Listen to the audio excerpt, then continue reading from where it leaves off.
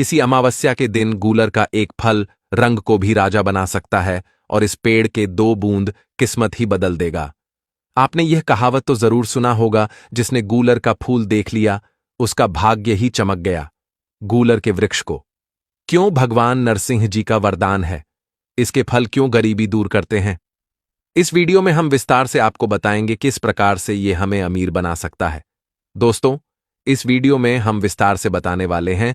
अपने फायदे के लिए वीडियो को एक बार पूरा जरूर देखना। दोस्तों, एक समय की बात है जब भगवान विष्णु नरसिंह रूप धारण किए तो उसने भक्त प्रहलाद के पिता हिरण्यकश्यप का वध किया। जी हां दोस्तों, बहुत ध्यान से सुनिए।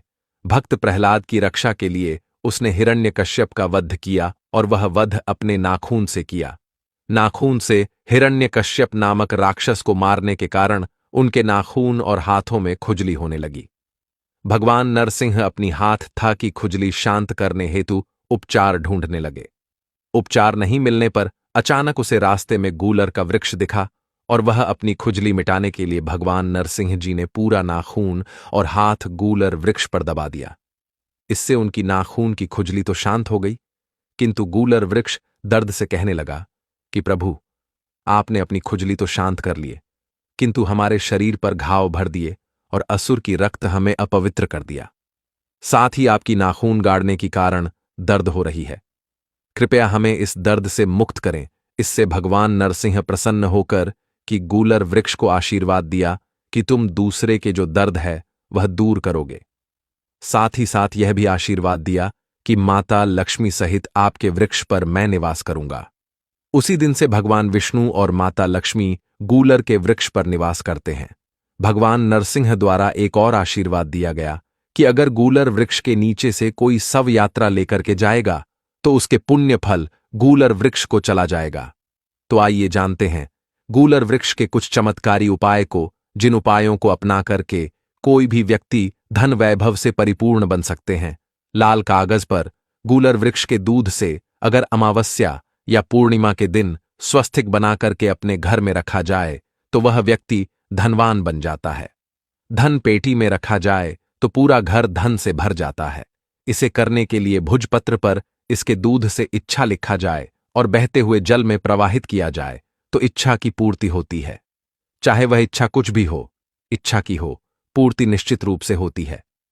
शयकाल में जब सूर्यास्त थोड़ा सा बचा हो, न दिन हो न ही रात हो, इस समय पक्का गूलर के फल लाकर पूजा स्थान पर अलमारी पर धनपेटी पर चावल डाल और अन्न रखे जाने वाली जो सामग्री है, अगर इसमें गूलर के एक फल दिया जाए तो कभी भी धन की कमी नहीं होती। कार्यस्थल या घर पर चुनरी में इसके एक फल को बांध करके रखने से कार्य में प्रगति होती है। दुकान पर रखने से बिक्री पहले से ज्यादा होती है और ग्राहक सबसे ज्यादा आने लगते हैं। घर में अगर इसे चुनरी में बांध करके रखा जाए, धन पेटी में, तो पूरा घर धन से भरा रहता है, क्योंकि इससे भगवान नरसिंह जी का आशीर्वाद है। दरिद्रता को दूर करने के लिए ग के फल को अगर विधिवत पूजा करके अपने घर में रखा जाए, धन पेटी में रखा जाए, तो पूरे घर अन्न धन से भरे रहते हैं। और यह फल अमावस्या के दिन लाना चाहिए या पूर्णिमा के दिन लाना चाहिए। गूलर के फूलों को लेकर कहा गया है कि यह धन कुबेर की संपदा है, इसलिए इसके फूल आज तक कोई नहीं देख पाया। कहते हैं गूलर के फूल रात में खिलते हैं और फिर स्वर्ग में चले जाते हैं, जमीन पर नहीं गिरते। प्रेम विवाह में अड़चनें आ रही हैं तो किसी भी माह के शुक्ल पक्ष के शुक्रवार को गूलर के वृक्ष की जड़ घर लाकर गंगा जल से शुद्ध कर लें और फिर इसे चांदी के ताबीज में धारण करें।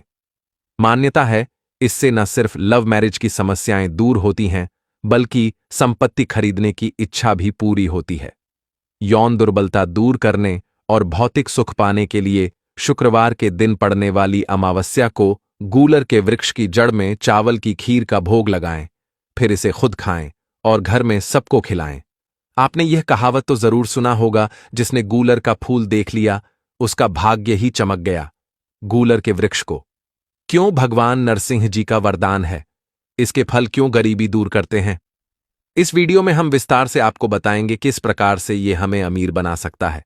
दोस्तों, इस वीडियो में हम विस्तार से बताने वाले हैं।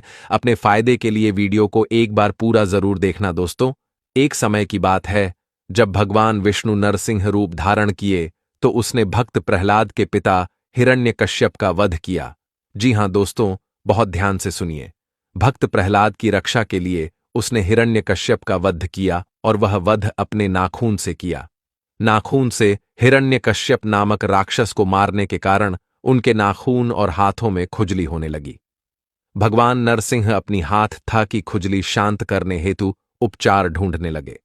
उपचार नहीं मिलने पर अचानक उसे रास्ते में गूलर का वृक्ष दिखा और वह अपनी खुजली मिटाने के लिए भगवान नरसिंह जी ने पूरा नाखून और हाथ गूलर वृक्ष पर दबा दिया। इससे उनकी नाखून की खुजली तो शांत हो गई, किंतु गूलर वृक्ष दर्द से कहने लगा कि प्रभु, आपने अपनी खुजली तो शांत कर लिए, किंतु हमारे शरीर पर घाव भर दिए और असुर की रक्त हमें अपवित्र कर दिया। साथ ही आपकी नाखून गाड़ने के कारण दर्द हो रही है। कृपया हमें इस दर्द से मुक्त करें। इससे भगवान नरसिंह प्रसन्न होकर कि गूलर वृक्ष को आशीर्वाद दिया कि तुम दूसरे के जो दर्द है वह दूर करोगे। साथ ही साथ यह भी आशीर्वाद दिया कि माता लक्ष्मी सहित आपके वृक्ष पर मैं निवास करूंगा।